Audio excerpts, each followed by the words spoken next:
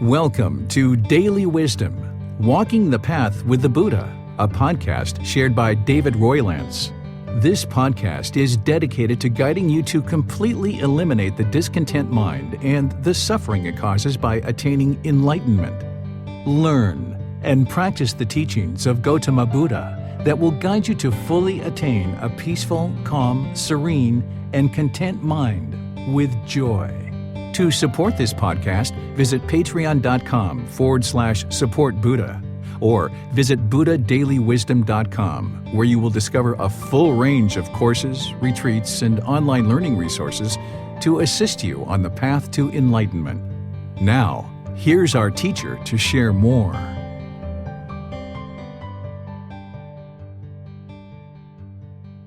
Sawadee Kap. Hello and welcome to Daily Wisdom, Walking the Path with the Buddha. Today is our Pali Canon in English study group, and we're studying the words of the Buddha. We're in Volume 3, which is titled Foundation in the Teachings, and we're going to be studying chapters 81 through 90 today. The way that we do this program is I invite students who are in Zoom to be able to volunteer to read one of the chapters. After a student reads a chapter, I'm going to share some teachings on that to help deepen your understanding of that particular discourse from the Buddha and helping you to understand how to integrate it into your life. Then I'm going to open up to any and all questions that you have, whether you're in Facebook, YouTube, or Zoom. You can ask questions by putting that into the comment section, and I'll be able to see that. Or if you're in Zoom, you can electronically raise your hand and ask any and all questions that you like. So we'll just jump right into this and see if there's someone who would like to volunteer to read this first chapter, 81. Okay, looks like Vibhav. Go ahead, sir.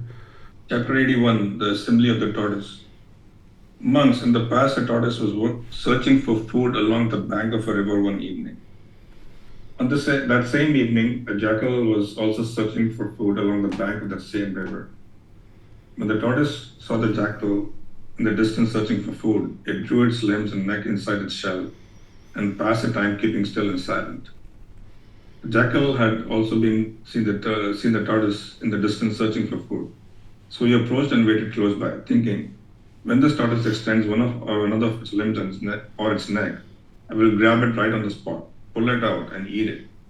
But because the tortoise did not extend any of its limbs or its neck, the jackal, failing to gain access to it, lost interest in it and departed.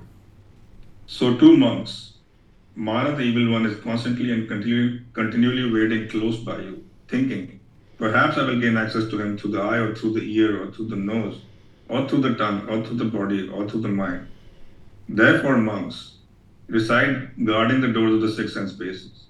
Having seen a form with the eye, having heard a sound with the ear, having smelt an odor with the nose, having tasted a flavor with the tongue, having touched a physical object with the body, having recognized a mental object of the mind with the mind, do not grasp its signs and features.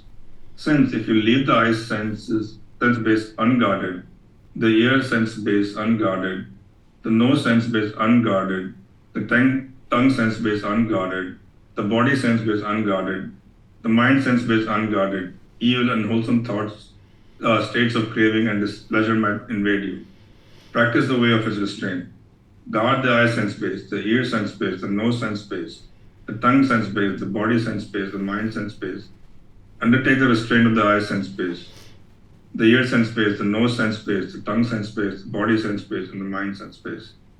When, monks, you reside guarding the doors of the six sense bases, Mara the evil one, failing to gain access to you, will lose interest in you and depart, just as the jackal departed from the tortoise. Drawing in the mind's thoughts, as the tortoise draws its limbs into its shell, independent, not harassing others, fully extinguished, a monk would not blame anyone. Thank you. All right. Thank you, Vibhav. So some of you guys might have seen this discourse already because it's shown up in Volume 2 as well. And you'll see some of these discourses, they're repeated in the book series to really make sure you guys have the opportunity to study them. And then also there's never the guarantee that just because someone is in volume 6, for example, that they've studied volume 2. So depending on the topic of the book, that particular discourse is in there. So in this particular book, this is Foundation in the Teachings, and this is giving you a real wide spectrum of all the different teachings that the Buddha shared. So here we've got the simile of the tortoise tortoise, where the Buddha would frequently use stories to be able to illustrate his teachings. Because when you're sharing through an oral tradition, there's essentially three ways for you to be able to help people to remember your teachings. Is one, you create lists. This really helps you to be able to remember the teachings, because if you have the 5 precepts, the Eightfold Path, the Four Noble Truths, the 10 fetters, the 7 factors of enlightenment, and all these kinds of things, if you remember 5 or 6 of the 7 factors of enlightenment, it's like, I know there's another one because it's called the 7 factors of enlightenment, right? So you use lists. The other thing you do is you repeat yourself. What you'll notice in the Buddha's discourses is he will tend to repeat himself quite a bit. Frequently, he will have repetition built into his teachings, which helps people to remember this oral tradition. And then the third thing you do is you have stories, because people will remember stories. And now with the story, they can actually understand the teaching that it is that you're sharing.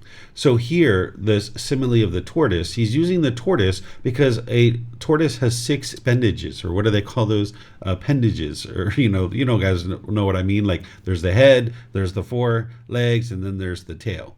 There's 6 of these, and this is related to the 6 sense bases. With the Buddha's teachings, he teaches you about how this being that you are is working, and he helps you to understand sensual desire in the 6 sense bases, how the mind is longing, yearning through the sense bases with craving, desire, attachment, and now that's going to end up causing you discontentedness. You're going to experience either conditioned pleasant feelings, painful feelings, or neither painful nor pleasant feelings. So you've got the eyes, the ears, the nose, the tongue, the body, and then the mind itself. This is how the mind experiences contact, that when it experiences contact through these sense bases, it will either see it as agreeable or disagreeable contact. And then that's where you'll experience either conditioned pleasant feelings, if it's agreeable contact, and then if you have disagreeable contact, you'll experience the painful feelings. And then there's the neither painful nor pleasant feelings that also typically comes from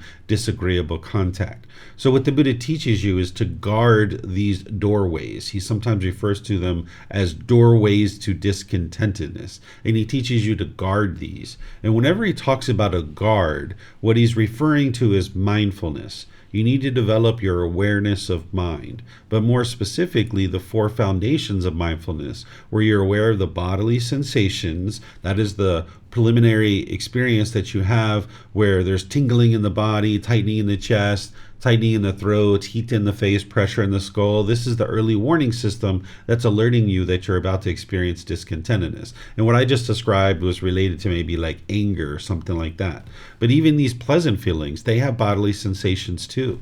There's tingling across the shoulders, up the back of the neck, and over the head. Some people call these warm fuzzies. And then even the neither painful nor pleasant feelings, like something like shyness. You might have queasiness in the stomach. So this bodily sensations is part of the 4 foundations of mindfulness that you need to get ahead of this feeling, because the conditioned feeling is going to come after the bodily sensations. And if you keep allowing the mind to form the feeling, then the mind's going to keep experiencing conditioned feelings. So the guard is the mindfulness, that you're guarding the mind, kind of like a virus scanner on a computer overlooking the mind. And then a virus scanner, if it sees a virus on the hard drive, it will quarantine it, and then it will clean it up and get it off the hard drive. And it's the same thing, that your mindfulness is kind of overlooking the mind ever since from the very beginning, when you first start waking up in the morning, all day long, and as you're going to sleep, you would like that mindfulness to be there, because your thoughts can invade you as you're waking up or as you're going to sleep. During the day, you might have a bit more mindfulness, but you need to have mindfulness all day long, where you're overlooking the mind. And if you see any unwholesome qualities, you apply right effort to cut that off and let it go.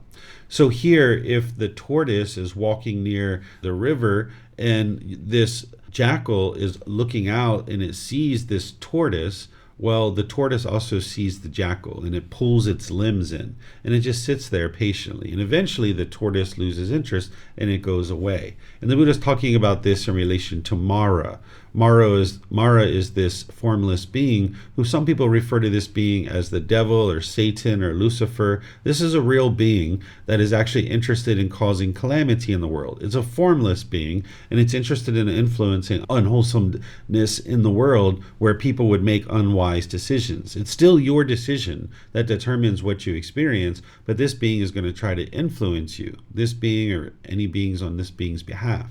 But if you have mindfulness and awareness of mind, and you can oversee the mind, and you see that unwholesome quality coming into the mind or starting to arise, you can cut that off and let it go, and you won't be affected by this. So you would like to be practicing mindfulness at all times. That's your guard. That's what's actually going to guard the mind.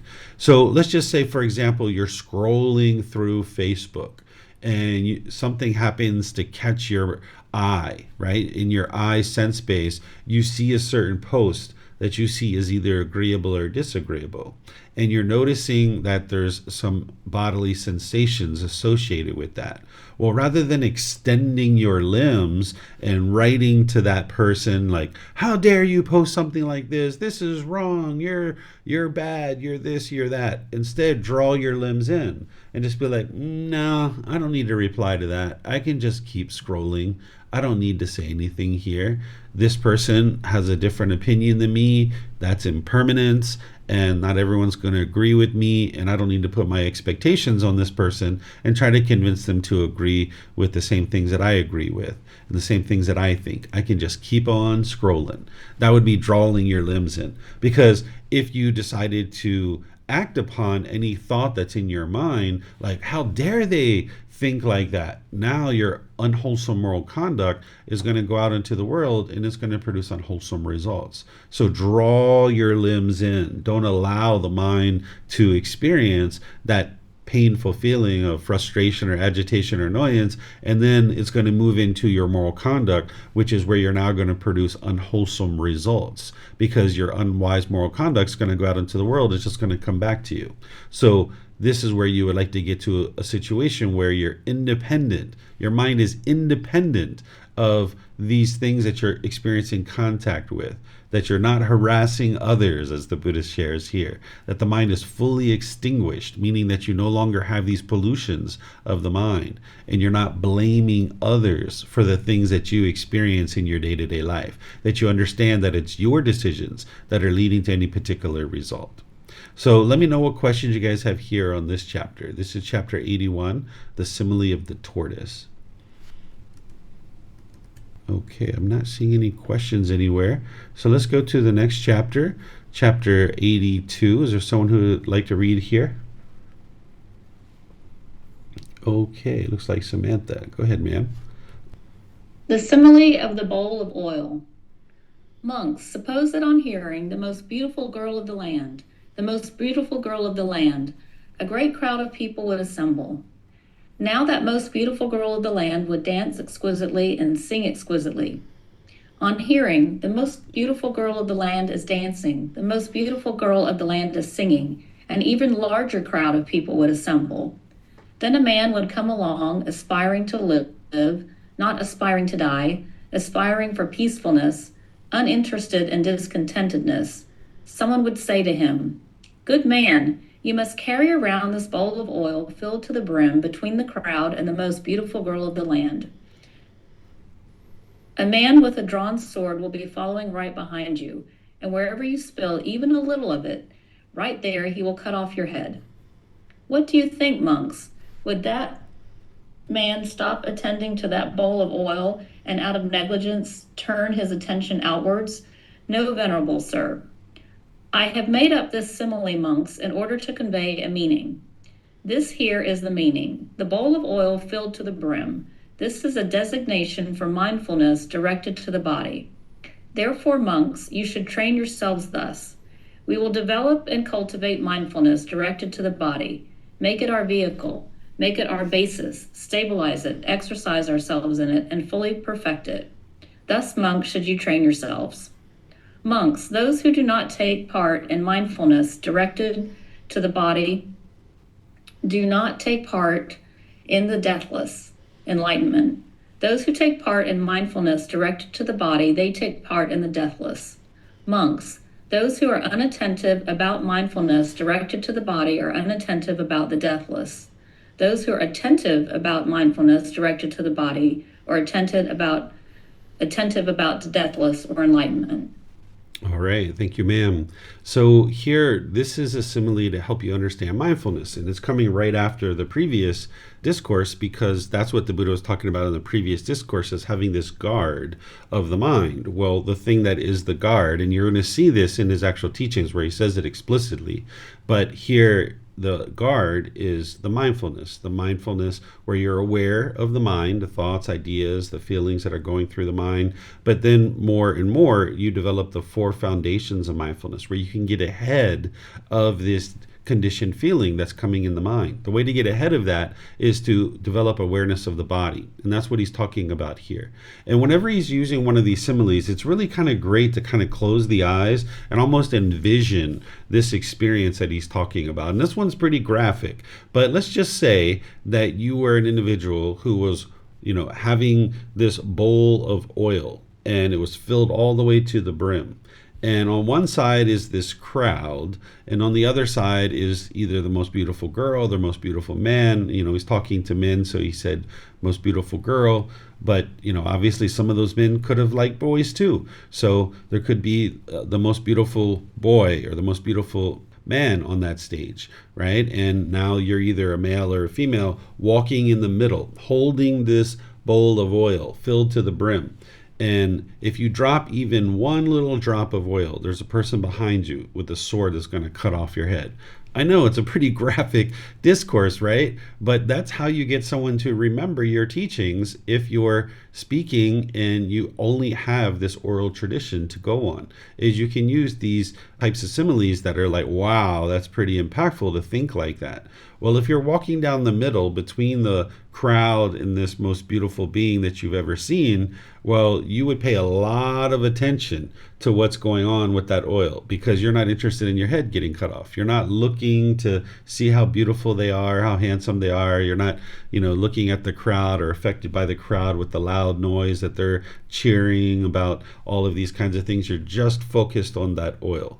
And that's what you need to do, is develop your mindfulness to that degree where you're very attentive of the bodily sensations. That's what the Buddha is ultimately getting to when he talks about cultivating mindfulness directed at the body, fully perfected, that you need to be aware of those bodily sensations. And then he goes on and he says, those who do not take part in mindfulness directed to the body do not take part in the deathless. This is how he oftentimes refers to enlightenment. In certain discourses, he will say, this enlightenment, he will refer to it as the deathless, because once you get to this enlightened mental state, it's not considered that you're dying at the end of this life. It's considered to be final enlightenment. And we can talk about that. If you guys have questions about what final enlightenment is, we can discuss what that is, but that's why it's referred to as the deathless, or you'll see he refers to it as the deathless element. So people who don't pay attention to the bodily sensations, and you don't have that ability to catch the conditioned feeling prior to it actually becoming a feeling, you are not going to get to enlightenment. That's what he's saying here. And that's 100% true. Because if you keep allowing the mind to experience the conditioned feeling, your mind stays wired that way. But if you can develop mindfulness directed to the body, meaning you have awareness of the bodily sensations, you're getting ahead of the conditioned feeling. And you're cutting it off and letting it go before the mind actually forms it. And now you can actually fully transform the mind. That's why he says those who take part in mindfulness directed to the body, they take part in the deathless, or in enlightenment. Those who are unattentive about mindfulness directed to the body are unattentive about the deathless.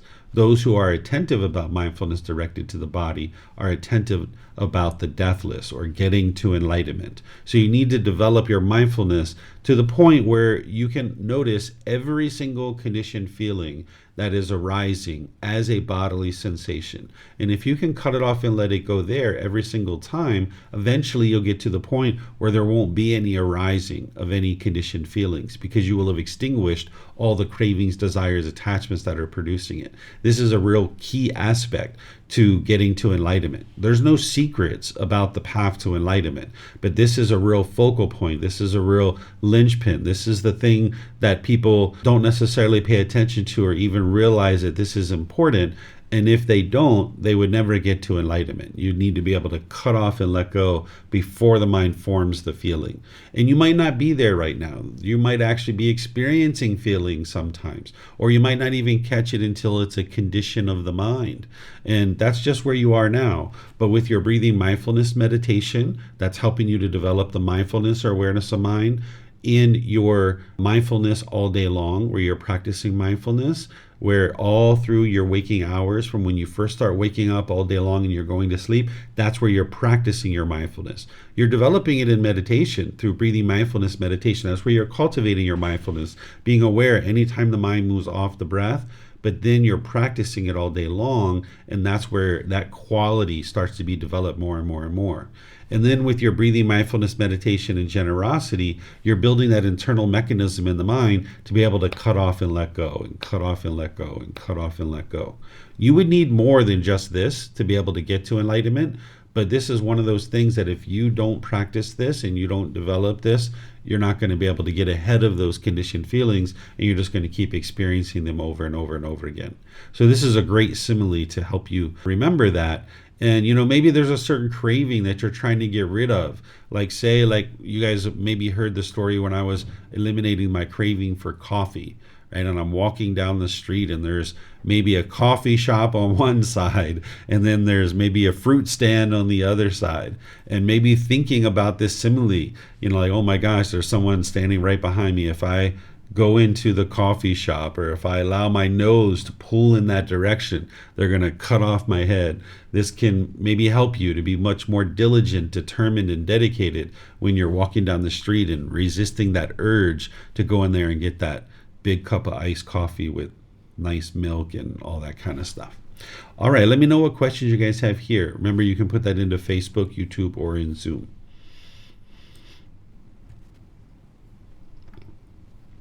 Okay, I don't see any questions anywhere. So let's go to the next chapter. This is chapter 83. It looks like Pat's going to read this one. Go ahead, sir. Great good of mindfulness directed to the body. Monks, those who do not take part in mindfulness directed to the body do not take part in the deathless. Those who take part in mindfulness directed to the body take part in the deathless. Monks, those who are unattentive about mindfulness directed to the body are unattentive about the deathless. Those who are attentive about mindfulness directed to the body are attentive to the deathless. Thank you. All right. Thank you, Pat. So this just, pulls out that little section that we were just studying because it's so important to make sure a student understands this. Remember, what you have in these books is you have the words of the Buddha. You have a reference that takes you back to the Pali Canon, so you can see where that actually came from the teachings of the Buddha. And then you've got words from me in each one of these chapters that are helping you to be able to understand how to integrate this into your day-to-day life and practice it, because that's where the real results come in. So if you're just coming to class and learning, okay, that's fine. But if you're actually studying the books either before or after class, this is really helpful for you so that you can go deeper into this, because that's where I'm able to really explore this and really give you a lot deeper information. You can see here, this has got practically 2 pages of information to be able to help you guys to more fully understand. And some of these are longer than that, where I'm giving you details to be able to help you understand the chapter. So since we just studied this and you guys didn't have any questions, I don't suspect you have any questions here either. So let's move to the next chapter, which is chapter 84. Is there someone who would like to read this? Okay, Samantha, go ahead, ma'am. Training a mind filled with loving kindness, without hostility or ill will. Monks, there are these 5 courses of speech that others may use when they address you. Their speech may be timely or untimely, true or untrue, gentle or harsh, connected with benefit or unbeneficial, spoken with a mind of loving kindness or with inner hate. Herein, monks, you should train thus. Our minds will remain unaffected, and we shall speak no evil words. We shall reside compassionate for their welfare with a mind of loving kindness, without inner hate. We shall reside enveloping that person with a mind filled with loving kindness, and starting with him, We shall reside enveloping the all-encompassing world with a mind filled with loving kindness, abundant, joyful, immeasurable, without hostility and without ill will. That is how you should train monks. Monks, suppose a man came with crimson, turmeric, indigo, or carmine and said, I shall draw pictures and make pictures appear on empty space. What do you think, monks? Could that man draw pictures and make pictures appear on empty space? No, venerable sir. Why is that? Because empty space is formless and invisible. He cannot possibly draw pictures there or make pictures appear there. Eventually, the man would reap only tiredness and disappointment. So too, monks, there are these 5 courses of speech that others may use when they address you. Herein, monks, you should train thus. Our minds will remain unaffected, and we shall speak no evil words. We shall reside compassionate for their welfare, with a mind of loving kindness without inner hate. We shall reside enveloping them with a mind filled with loving kindness, and starting with them, we shall reside enveloping the all-encompassing world with a mind filled with loving kindness, abundant, joyful, immeasurable, without hostility and without ill will. This is how you should train monks. The Buddha also spoke several other similes. A simile of a man who came with a hoe and a basket and said, I shall make this great earth to be without earth. A simile of a man with a blazing grass torch and said, I shall heat up and burn away the river Ganges with this blazing grass torch. Eventually that man would reap only tiredness and disappointment. Monks, even if criminals were to sever you savagely limb by limb with a 2-handled saw, he who came rise to a mind of hate towards them would not be practicing my teachings. Herein, monks, you should train thus. Our minds will remain unaffected, and we shall speak no evil words. We shall reside compassionate for their welfare with a mind of loving kindness, without inner hate. We shall reside enveloping them with a mind filled with loving kindness. And starting with them, we shall reside enveloping the all-encompassing world with a mind filled with loving kindness, abundant, joyful, immeasurable, without hostility and without ill will. That is how you should train monks. Monks, if you keep this advice on the simile of the saw constantly in mind, do you see any course of speech, insignificant or significant, that you could not endure? No, venerable sir. Therefore, monks, you should keep this advice on the simile of the saw constantly in mind. That will lead to your welfare and peacefulness for a long time. All right. Thank you, ma'am. So here the Buddha is helping his students to be able to understand that you need to fill the mind with loving kindness and not have hostility and ill will towards others, no matter what is transpiring. That doesn't mean that you stay in that situation. It just means that having this anger and hostility in your mind doesn't actually help you. It actually shakes up the mind, and now you're unable to make wise decisions. So obviously you guys have maybe studied with me the 5 factors of well-spoken speech, where the Buddha teaches to speak at a proper time, what you say is true, gentle, beneficial, and with a mind of loving kindness. And I go through each of those details about how to actually accomplish that and what those things are. So if you haven't learned that yet, in Volume 1, Chapter 5, you can take the opportunity to do that by downloading this from our website. You can take it and go print it. You can get printed versions on Amazon, or you can get them at the temple by just reimbursing us for the printing cost. Because you're going to need to know these 5 factors and practice them very closely, because that's what's going to produce the wholesome karma, where you're making wise decisions the way you interact with others. But as you're doing that, you're going to be around people who speak untimely. They're going to be speaking untrue. They're going to speak harshly. They're going to speak unbeneficially. And they're going to speak with a mind of inner hate. This is going to happen from time to time. Even when you're enlightened, this is going to happen from time to time. It's very rare, but it does actually still happen. But your mind will be unaffected by it by that point, because that's what the Buddha is teaching you here, is that even though you're training to speak at the proper time, what you say is true, gentle, beneficial, with a mind of loving kindness, when people speak with you the opposite of that, you would like to have your mind be unaffected. And even when they do speak with you with these 5 factors, you would like to be unaffected by that too, not allowing your mind to experience conditioned pleasant feelings. Because if you get so happy and excited when people speak with you in a polite, kind, friendly, respectful way, when someone speaks to you the opposite of that, you'll experience the painful feelings. So you'd like to remain unaffected, even when people are speaking to you with inner hate, right? So the Buddha talks about this compassion and loving kindness. What loving kindness is a genuine interest in seeing all beings be well, without judgment, where you're not judging other beings to determine whether they deserve your loving kindness or not. You're just being loving and kind. And what compassion is the concern for the misfortune of others. You're going to need to have these qualities among others permeating in your mind at all times during your day. And your intention, speech, and actions will emanate from that. But because other people lack that, their intention, speech, and actions aren't always going to emanate from that. So when you're experiencing that, the Buddha teaches you to be unaffected. And that's where he's saying, a man came with this crimson, turmeric, indigo, and carmine. This is like colors, right? And now they're going to maybe paint this picture or draw this picture on empty space. Would they be able to do that? The answer is no. So if your mind doesn't have these pollutions, then you wouldn't be able to experience any discontent feelings when somebody's speaking to you in a certain way, that it's impossible for the mind to experience that. So the Buddha goes on here and he talks about some different things here, but eventually he gets to the point where he talks about these criminals. If they were savagely cutting you with a two-handed saw, limb by limb by limb, at the wrist, at the elbow, at the shoulder, at the ankle, the knees, obviously, again, very graphic simile here to help imprint this teaching in students' mind for them to be able to understand it.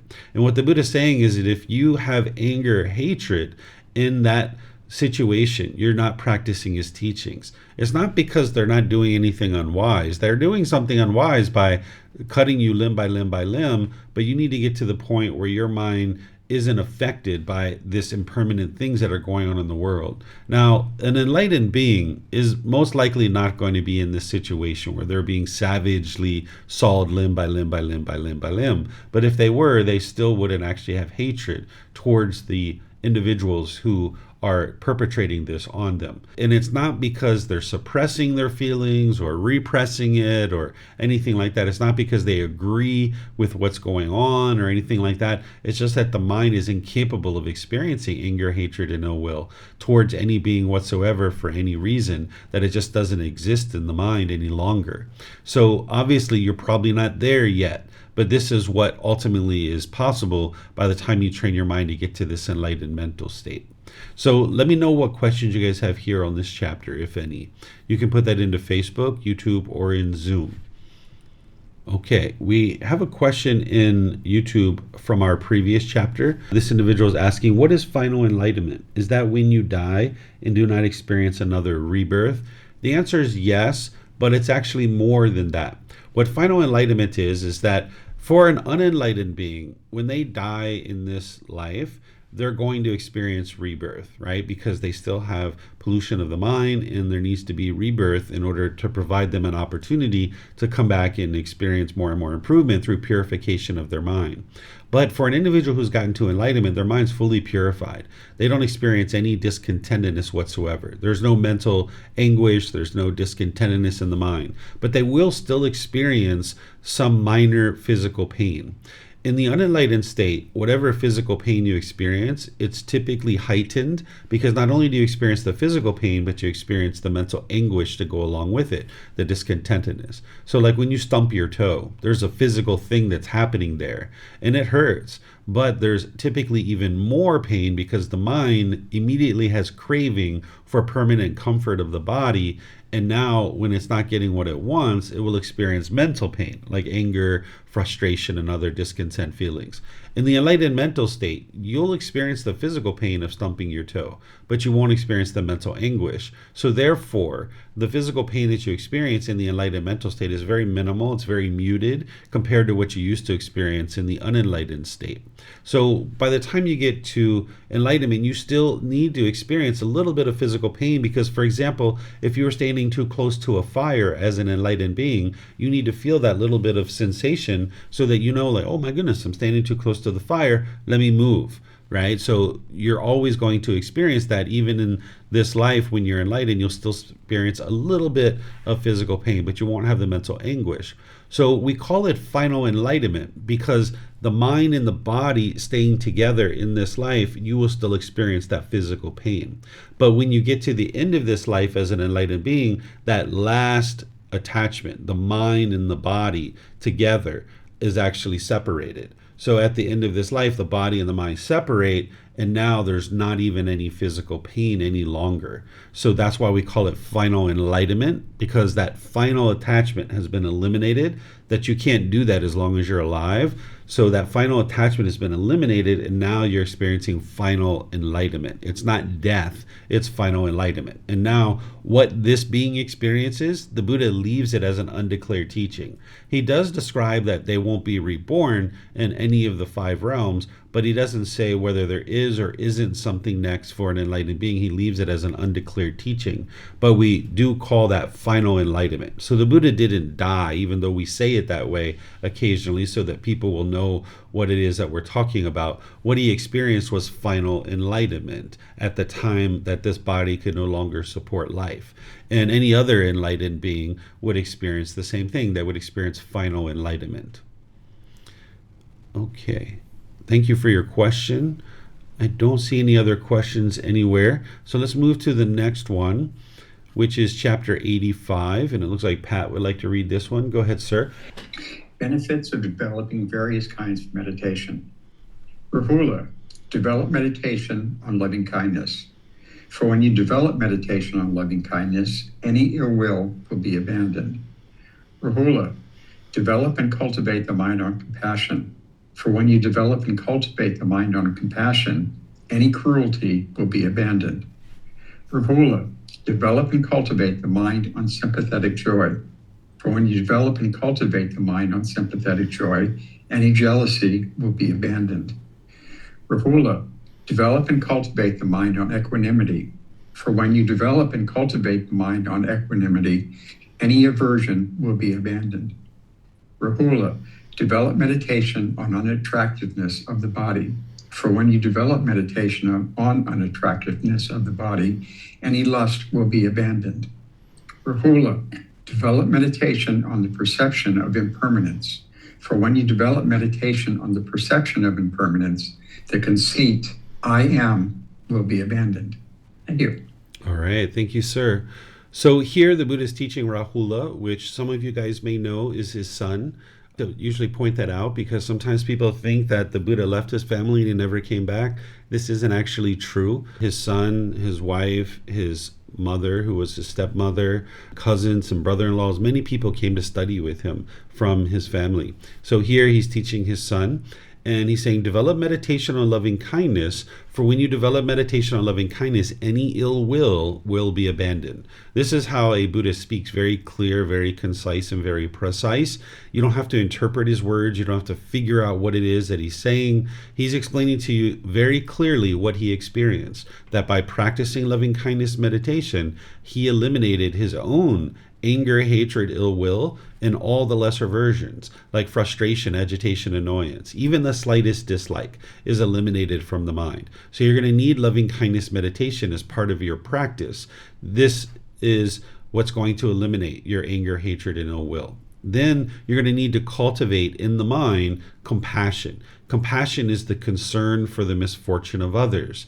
And this helps you eliminate indifference. It also helps you eliminate anxiety and worry, because that's the two sides of that, where you're not having compassion. The mind can be indifferent about other people's suffering and misfortune, or you can have anxiety and worry if you're not in the middle with your compassion. And as the Buddha is sharing here, it also helps you abandon any cruelty towards other beings, because if you have the concern for the misfortune of others, you won't perpetrate any cruelty on other beings. So you need to get to the point where this is permeating in your mind.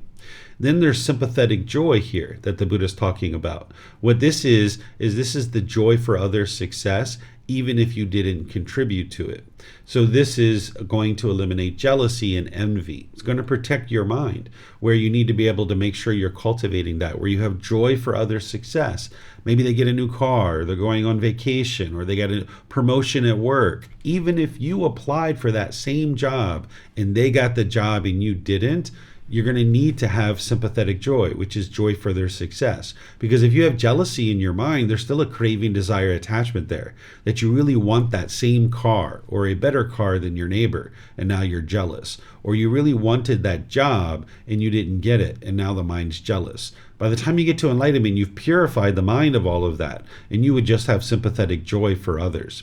Then there's equanimity. What equanimity is calmness and composure, evenness of temper, especially in difficult situations. So this is where you don't allow your mind to be shaken up. Like, let's say you got a phone call that your mom was in a terrible car accident and she's being rushed to the hospital in the back of an ambulance. No need to allow your mind to get shaken up in that situation. If it does get shaken up there, that's because the mind's having a craving, desire, attachment. Maybe you want mom to be permanently healthy when this is not possible. Mom's going to experience an unhealthy condition from time to time. That is impermanence. So if you are practicing equanimity, it'll bring in this calmness and composure in the mind, where you can have steadiness of your mind. And now you can make wise decisions to help mom instead of your mind being shaken up and making unwise decisions. As the Buddha is sharing here, this eliminates aversion, where you're pushing things away. Because when your mind's all shaken up, you can easily have this aversion where you're pushing things away. So these first four things here, we refer to this as the Brahma Viharas. You might have heard that, or the four healthy mental states. You're going to need these four healthy mental states because they are exact remedies or antidotes or solutions to specific problems that you have in your mind. This is where the Buddha oftentimes gets the reputation of being like a doctor, where there are certain symptoms in the mind, and then there's a certain antidote or a prescription that gets applied. But you are your own best doctor. Nobody else can do this work for you on the path to enlightenment. You're going to need to know what the symptoms are that you're experiencing and then apply the antidote. So if you're experiencing ill will, cruelty, jealousy, or aversion, then you've got the antidotes here, right? And I also describe this in our first book in volume 1, chapter 14. I go into each one of these in detail, helping you to understand them there as well. So you're going to need to know these symptoms and know the antidote, because your mindfulness or awareness of mind, whenever you see the symptom coming up, then you apply the antidote or you apply the prescription. Then the Buddha is talking more here. He's talking about developing the unattractiveness of the body, and this is what's going to help you abandon lust. So if you're noticing you have really high sexual cravings, there's a meditation to help you knock that down, where you can minimize those cravings, or some people are interested in completely eliminating them. As an enlightened being, you will still know that that person is beautiful, or you will still know that person is handsome, but your mind doesn't have a longing, yearning for it. So when we talk about this unattractiveness of the body, the mind needs to develop that, because that's why the mind is wanting sex, is because it sees this body as being attractive. And now with the outer shell of the skin, the hair, the clothing, maybe jewelry or makeup or things like this, the mind is attracted and wants to take pleasure in contact with that being. And we call this sex or intimate contact or whatever we would like to call it. But when you see the unattractiveness of the body, like if somebody ripped off the skin of a body and said, okay, now you can have sex, you probably wouldn't be interested in that. So what this meditation is going to do is help you to piece together that in your mind, where you're almost dissecting the body and you're looking at each individual bit and piece and part, where you're not associating this attractiveness to the body. And this is what will help you to either reduce or eliminate your craving for sexual contact, where there's this lust in the mind. Because you'll be happy when you're getting sexual contact, but when you're not, you'll be frustrated or agitated or annoyed because your mind wants it and you can't get it. So there's a meditation to help you with that.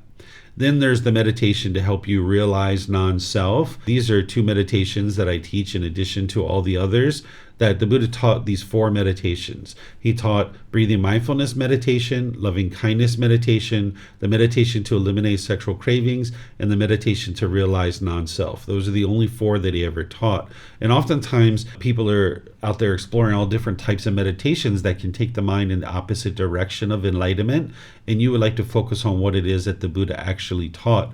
And sometimes even if someone's doing breathing mindfulness meditation, they might be doing it in a way that the Buddha didn't and teach. They might be using counting or other things like this. Maybe here in Thailand they do pu to, different things like this. So you would really like to get as close to you as you can to understanding what the Buddha taught and practice that, because that's what produces enlightenment. All these modifications and changes that we've seen over the years doesn't actually produce enlightenment. So here, this is a discourse where the Buddha is helping you to see these 4 healthy mental states that need to be developed, and then also these meditations that you can do in order to further help you develop the mind. So any questions here on this chapter? Okay, I don't see any questions. So now we can go to the next chapter. Is there someone who would like to read chapter 86? Okay, Judy, go ahead, ma'am. One who is capable of entering and residing in right concentration. Monks, possessing 5 qualities, a monk is incapable of entering and residing in right concentration. What 5? Here, a monk cannot patiently endure forms, sounds, odors, flavors, and physical objects. Possessing these 5 qualities, a monk is incapable of entering and residing in right concentration. Monks, possessing 5 qualities, a monk is capable of entering and residing in right concentration. What 5? Here, a monk can patiently endure forms, sounds, odors, flavors, and physical objects. Possessing these 5 qualities, a monk is capable of entering and residing in right concentration. All right, thank you, ma'am. So entering and residing in right concentration is to enter and reside in the jhanas, right? These jhanas are 4 preliminary phases that the mind goes through before you get to the first stage of enlightenment. And in order to be able to get into these jhanas, among other things, you would need to be able to be patiently enduring contact through these 5 sense bases of the eyes, ears, nose, the tongue, and the body.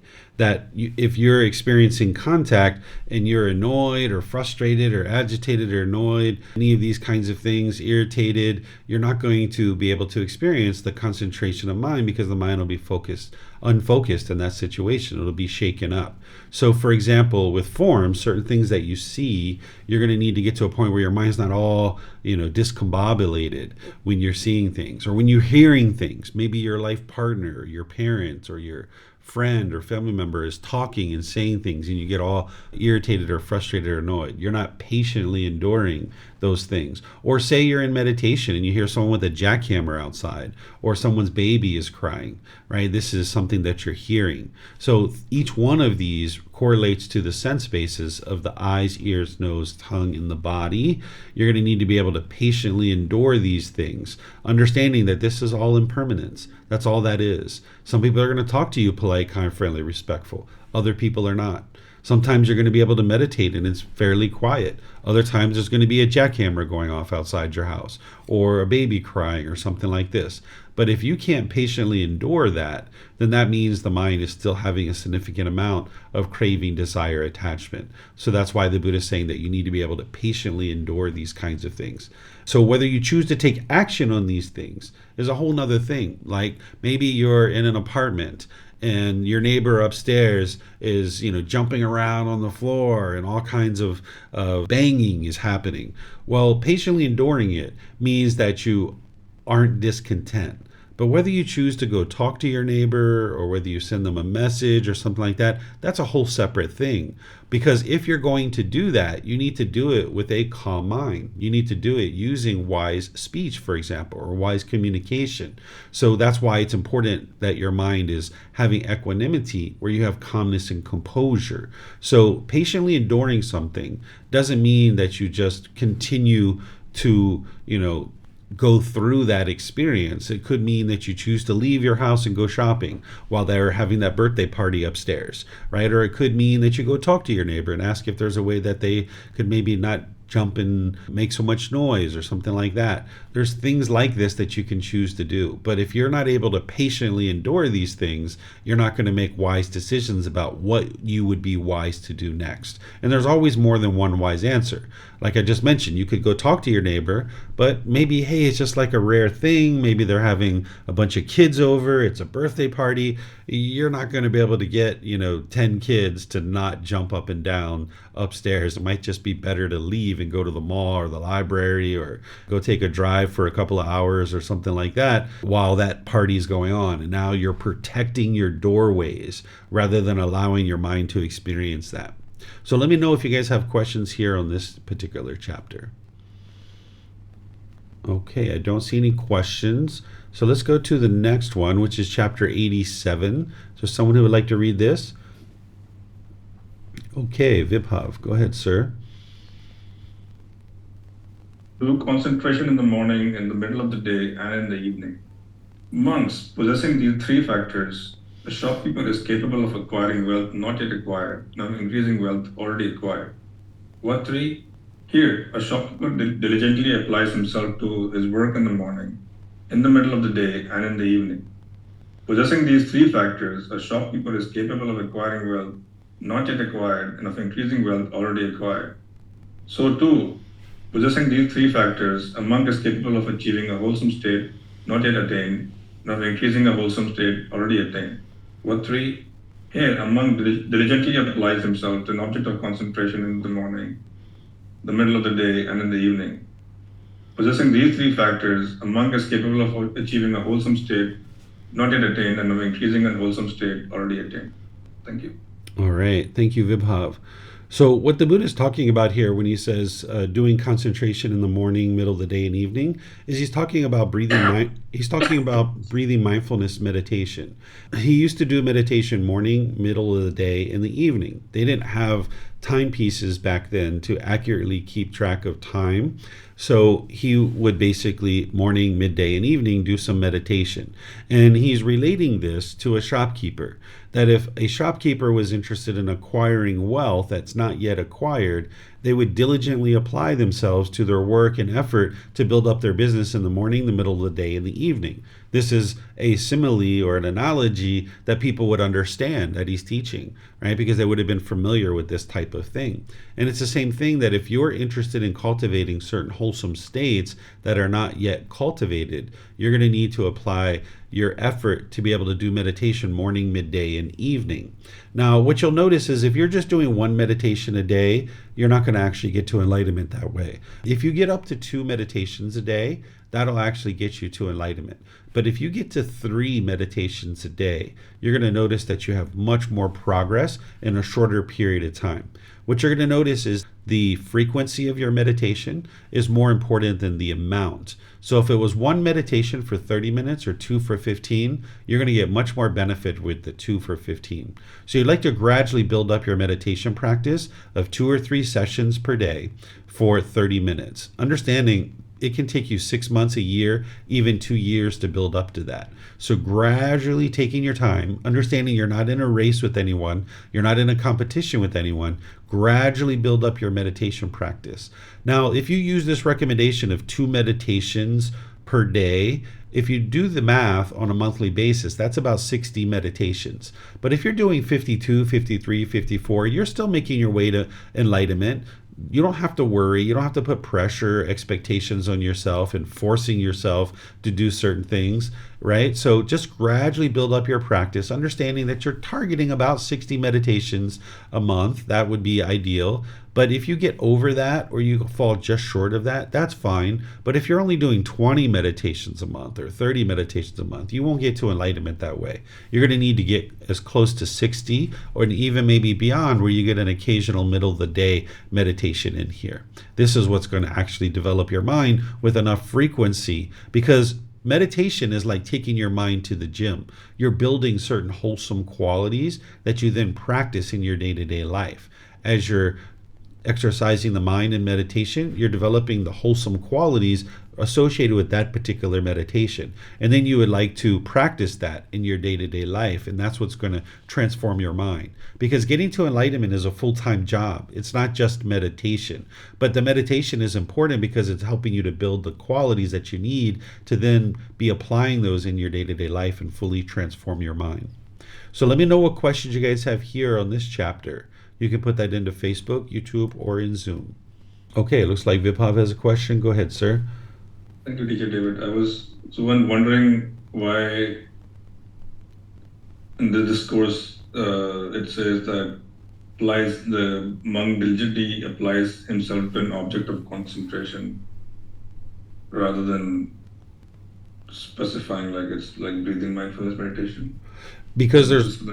Oh, sorry. Go ahead. I thought you were done. I was just saying that it could be interpreted in different ways by different people. Because there's multiple types of meditation. There's not just one type of meditation. So here, this is the translation that we have, that it's an object of concentration. I know this is meditation. It's not just, focusing on the head of a needle or focusing on your handwriting or focusing on driving. That's not what this is. This is meditation itself. Okay, thank you. Mm-hmm. Okay, I don't see any other questions anywhere. So now we have chapter 88. Is there someone who would like to read this?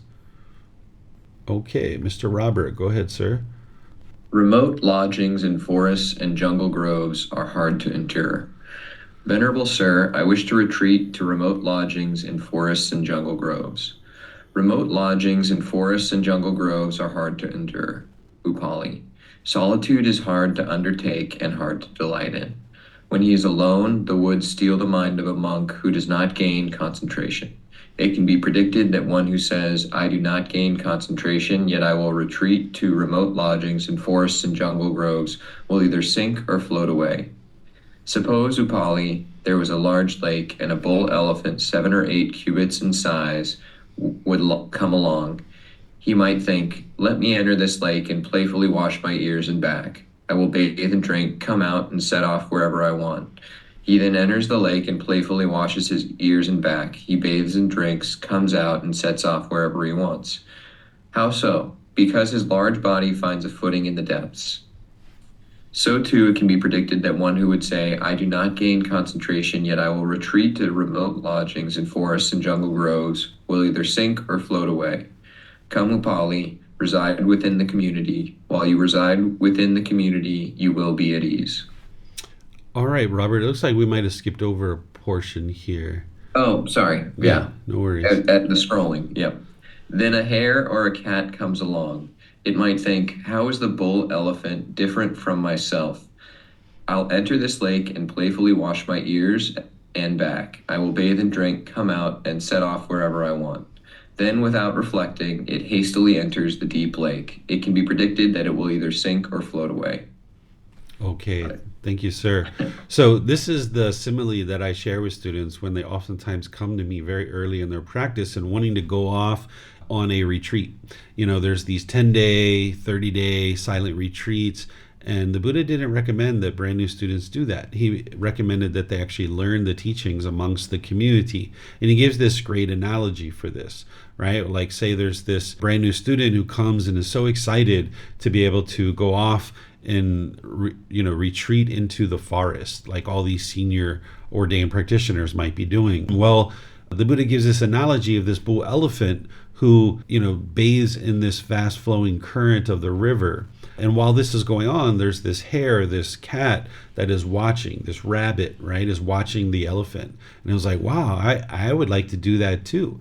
But the rabbit is not yet a big bull elephant. The big bull elephant can go down with its strong body and it can bathe and play and frolic in the water, and it can come back out and return to stable ground. But the hare or the rabbit, the cat, isn't able to do that because it's not a big, strong bull elephant. But oftentimes that's what people do, is they want to run off and go to these, retreats where they're putting themselves in a situation that is very challenging for their mind, and they don't have the wisdom of understanding how to reap the benefits of that experience. Where when you're going into a retreat, what this does is it actually helps you to enter into a situation where you don't have your mobile phone, you don't have your favorite pillow or your drink or your favorite blanket or things like this. And now your mind can observe that. If you have mindfulness and you've practiced the teachings and you understand, you can observe like, wow, my mind's really wanting that special drink each morning, or it's really longing, yearning for that pillow or something like that. And now the real work actually comes in when you're outside the retreat.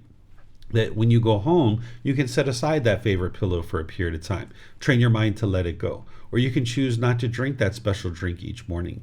That's where the real work begins, where the mind's actually letting go. But if you don't understand the teachings and what it is that you need to be doing in this silent retreat, you're not going to actually benefit from that. Sometimes people think there's something mystical or magical that's going to happen just by going off to this silent retreat. But if you don't have the teachings, you're not able to actually observe the mind. So if in your day-to-day life, if you know the teachings and you've been practicing for several years, and you're quite peaceful and you're quite joyful, and you're looking around and you don't really see any attachments or any craving and clinging, you don't see any discontentedness, that's the time to actually start going into these retreats to see, is there any cravings, desires, attachments that you're not aware of? Because when you're in your normal environment, you're kind of getting everything that you mind is wanting perhaps, and you don't necessarily see those cravings, desires, attachments that are accumulating or on the sides. It's kind of like dust collecting in the corner of your room. You don't necessarily see it so easily. You need to go over there and take a look. So if you're feeling pretty peaceful and pretty joyful, and you're noticing that you don't really see very many cravings around, and you're looking to be able to see, what does the mind really have left in here that it's craving and clinging to? Go to a retreat. You'll be able to see that your life that you normally lead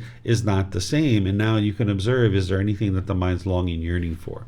And that's why the Buddha teaches that it would be wise to reside within the community, because that's where you're going to learn the teachings. And now you can actually benefit down the road, whether it be several months or several years, when you go off into seclusion. And now you can actually benefit because you know the teachings. But if you don't know the teachings, it would be unwise to just go off into that river like the elephant, thinking that you're an elephant when in reality you're just a hare or a cat. So building up your wisdom within the community is what's going to help you to be able to do that. So let me know what questions you guys have here on this particular chapter. You can put that into Facebook, YouTube, or in Zoom. Okay, I don't see any questions anywhere. So now let's go to the next one, which is chapter 89. Would someone like to read this one? Okay, we've got a few people here. I'll just take you guys in order. So it looks like Samantha. 4 times rightfully developed and coordinated gradually culminate in the destruction of the taints. Monks, these 4 times rightly developed and coordinated gradually culminate in the destruction of the taints. What for? The time for listening to the teachings, the time for discussing the teachings, the time for serenity, and the time for wisdom. These 4 times, rightly developed and coordinated, gradually culminate in the destruction of the taints. Just as when it is raining and the rain pours down in thick droplets on a mountaintop, the water flows down along the slope and fills the clefts, gullies, and creeks. These, becoming full, fill up the pools. These, becoming full, fill up the lakes. These, becoming full, fill up the streams. These, becoming full, fill up the rivers. And these, becoming full, fill up the great ocean. So too, these 4 times, rightfully developed and coordinated, gradually culminate in the destruction of the taints. All right, thank you, ma'am. So here we've got a analogy where the Buddha is talking about raining, and how by it raining, it gradually fills up all these different things and ultimately leads to flowing to the ocean. Well, he's talking about the same thing related to the mind, in eliminating the taints or destroying the taints. The taints are those pollutions of mind, the 10 fetters, everything the Buddha is teaching you in one way or another is guiding you to eliminate these 10 fetters. Because as long as those are in the mind, you'll continue to experience discontentedness and the mind will be unenlightened. But by uprooting these pollutions out of the mind and eliminating them, that's where the enlightened mental state is experienced more and more. The quality starts shining through, that you eliminate all of that. And now through the destruction of those 10 fetters, the elimination of them through all the various tools and techniques that the Buddha teaches you, that's where you'll experience more and more of the qualities of enlightenment. So he's talking about these 4 things that lead up to that lead up to the ability for you to be able to purify your mind. One is the time for listening to the teachings. Well, how could you ever eliminate the taints if you didn't know what they were and you didn't understand the tools and the techniques of how to eliminate them? So you're going to need to listen to the teachings, the true teachings with the original words of the Buddha. Then time for discussing the teachings. You might choose to have discussions with some of your classmates, either online or offline, to be able to bring these teachings up into your mind and make them more present in the mind. Maybe discussing them with your teacher and things like this. This is going to help you to be able to now lead to the destruction of the taints because they're in the forefront of your mind. Time for serenity is you need to be able to practice the middle way, understanding that there's a time for deep study and investigation, but there's also time for relaxation and calm too, that you don't have to just be go all the time, right? That you can just sit and be still and look inward and just kind of sit with your own thoughts, not just during meditation, but during your day-to-day life too, that you kind of factor in some time to just relax. This is really helpful. I had to train my mind to do this. When I first moved from the USA to Thailand, I wasn't able to do this because my mind was conditioned to think that just sitting on the sofa for 30 minutes and looking off into space was unproductive, and I needed to go all the time, right? Or just laying on the sofa and just kind of relaxing for an hour. But you need to be able to see that as productivity, that you're actually being productive by doing those things. So you're going to need to make sure that you build in some time for relaxation and calm. And then time for wisdom. This is taking the wisdom that you've learned in terms of listening to the teachings and discussing the teachings, and then that time for serenity to kind of, cultivate and think about the things that you've learned. Now there's a time for wisdom where you apply the teachings in your day-to-day life. And these 4 things is what's going to lead to the destruction of the taints. So here the Buddha is making that very clear for you that you would like to be able to do this. So there's the listening to the teachings, there's discussing the teachings, and there's that time for serenity where you're being introspective and reflective, and maybe even just sitting there doing nothing, or sitting there even reflecting on the teachings in your life, and what are the things you can improve about your life? What are the things that are going well in your life and you'd like to continue to do those things? And then in your day-to-day life, applying that wisdom that you've cultivated through those other 3 ways, applying that's where you're going to lead towards the destruction of these 10 fetters. So do you guys have any questions here? Okay, I don't see any questions. So we've got this last chapter, and I know, Judy, you raised your hand. You were the second one on the list there. Would you like to read this one? Sure, I'll do this one. Okay. One should be mindful and clearly aware. Monks, a monk should be mindful and clearly aware. This is my instruction to you. And how is a monk mindful? Here, a monk resides reflecting on the body as body, dedicated, clearly aware and mindful, having put aside craving and worry for the world, and likewise with regard to feelings, mind, and mental objects. This is how a monk is mindful. And how is a monk clearly aware? Here, a monk, when going forward and backward, is aware of what he is doing. In looking forward or back, he is aware of what he is doing. In bending and stretching, he is aware of what he is doing. In carrying his inner and outer robe and bowl, he is aware of what he is doing. In eating, drinking, chewing, and tasting, he is aware of what he is doing. In passing excrement or urine, he is aware of what he is doing.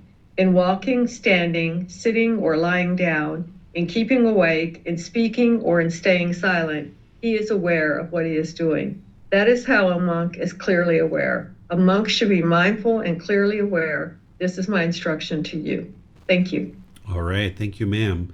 So here the Buddha is focusing in on mindfulness from the Eightfold Path and right concentration. So whenever he talks about mindfulness, he's talking about the deepest level of that, right? Where he's saying here that a monk reflects on body as body, dedicated, clearly aware and mindful, having put aside craving and worry for the world, right? That's the first foundation of mindfulness. But then he talks about the feelings, because you need to be aware of those. And then the mind is the condition of the mind, like the general condition. Are you grumpy and irritable? Is your disposition cheerful and glad? And then there's the mental objects, which are the 10 fetters. You need to be aware of what those 10 fetters are and the symptoms of them, so that now you can practice mindfulness or awareness of mind. Because if you don't catch your conceit, for example, and you don't see that symptom arising, it's going to come out in your moral conduct, and now it's going to impact you. Or if you don't see some other fetter that's in your mind, that you don't see that arising and you don't take action to be able to cut it off and let it go,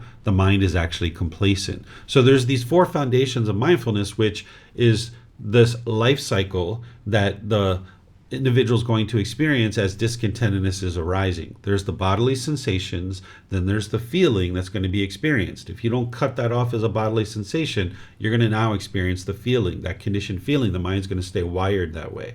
Then it's going to affect the condition of your mind. If you didn't cut it off as a feeling, you're going to now be grumpy and irritable for many hours or days or something like that. And then it's going to feed these mental objects, which you need to be aware of what these mental objects are. So when you see these mental objects arising, you can then take action to be able to apply right effort to cut that off and let it go. So the mind needs to practice this mindfulness at all times during your day. That's the guard that's going to guard your mind and ultimately help you to transform the mind closer and closer to enlightenment. And then what's going to help you with that is your concentration. That's what he's talking about here, is how is a monk clearly aware? He's talking about practicing singleness of mind. In other parts of his teachings, he calls it out very clearly. But here he's just kind of saying, basically, everything you do, just do one thing at a time. If you're watching TV or watching a YouTube video and you're eating at the same time, your mind's not doing these 2 things at the same time. Your mind's flipping back and forth, back and forth, back and forth, back and forth. And if you do that with all your day-to-day tasks, your mind's going to be pretty exhausted, and you're never going to develop the full concentration that your mind has the ability to develop, where you can bring forth your wisdom to apply these teachings in any given situation. So you're going to need to train your mind to do just one thing at a time. And you might notice that there's boredom that arises when you're eating, and that's all you're doing is eating. But that's because there's an underlying craving there. And you'll never get rid of that by just watching YouTube or watching TV. Or let's just say you're at the gym and you're exercising and you're also listening to some music or you're listening to a podcast, right? Your mind's maybe doing that because it wants this stimulation, and it would be bored if it was just there doing that by itself. Again, there's some underlying craving there. You're going to need to do this for a good long while, maybe 6 months or so, even a year, to train your mind to eliminate the underlying craving that is causing that boredom. And once you do, you'll be able to bring the music back in when you're working out. But you'll never actually eliminate the craving as long as you continue to allow the mind to do that. And you'll never cultivate the level of concentration that you can cultivate if you keep allowing the mind to do that. So you'd like to do just one thing at a time and focus on that, because that's where your real concentration and focus is going to be able to be developed. And now you can use that concentration to bring forth the wisdom of all the teachings and apply it in day-to-day life. And you can use that concentration like in your work and all your other activities as well.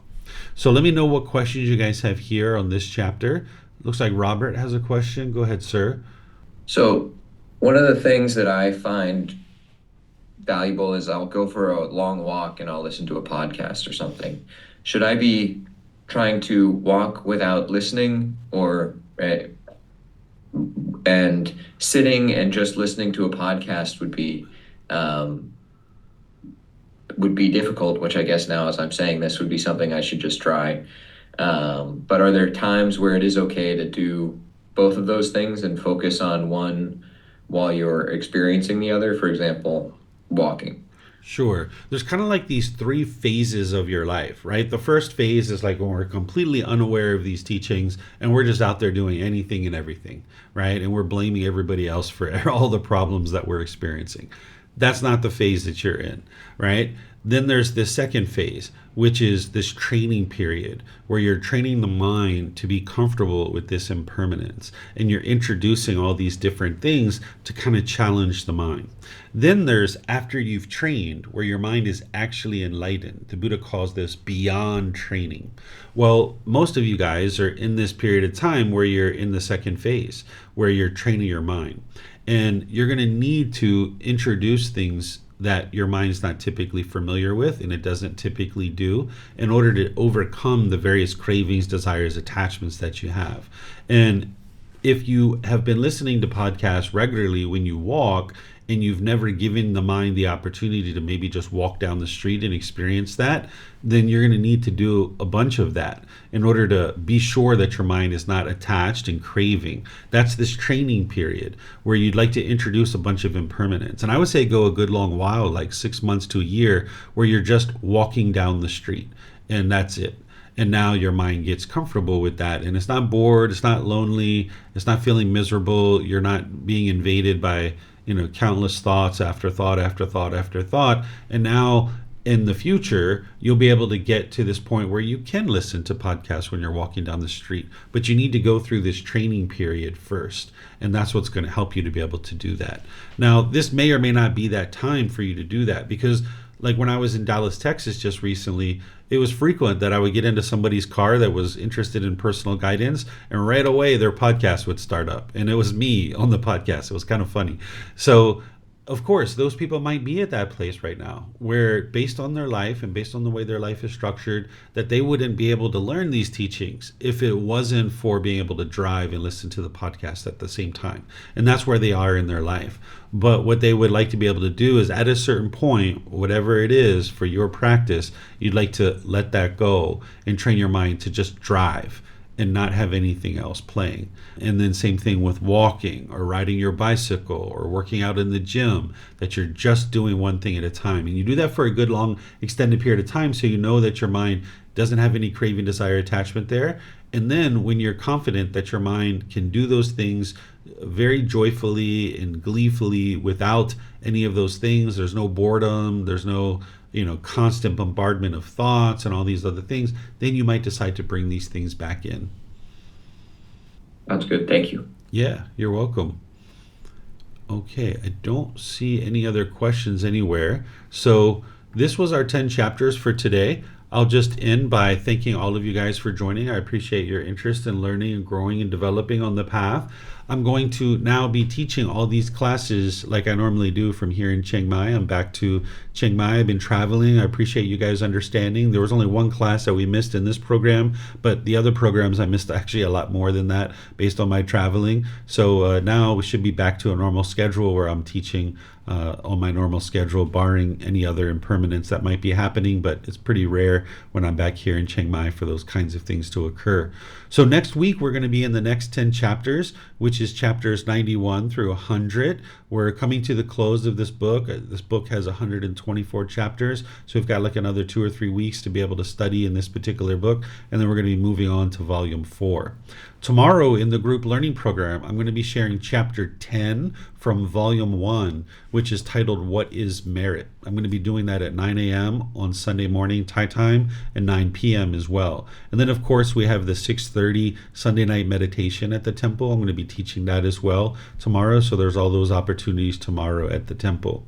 And then next week, not this week coming up, but the following week, I'm actually going to be teaching the Foundation and the Path to Enlightenment course, because normally I teach that the very first week of every month, but because of my travel schedule, I just moved it down to like the third week. So after the Thai New Year, I'm going to be teaching that. And we have an introduction to the Teachings of the Buddha coming up next Saturday as well. So you guys can see our events calendar and all the other things that we have available for you guys to keep learning and growing and developing.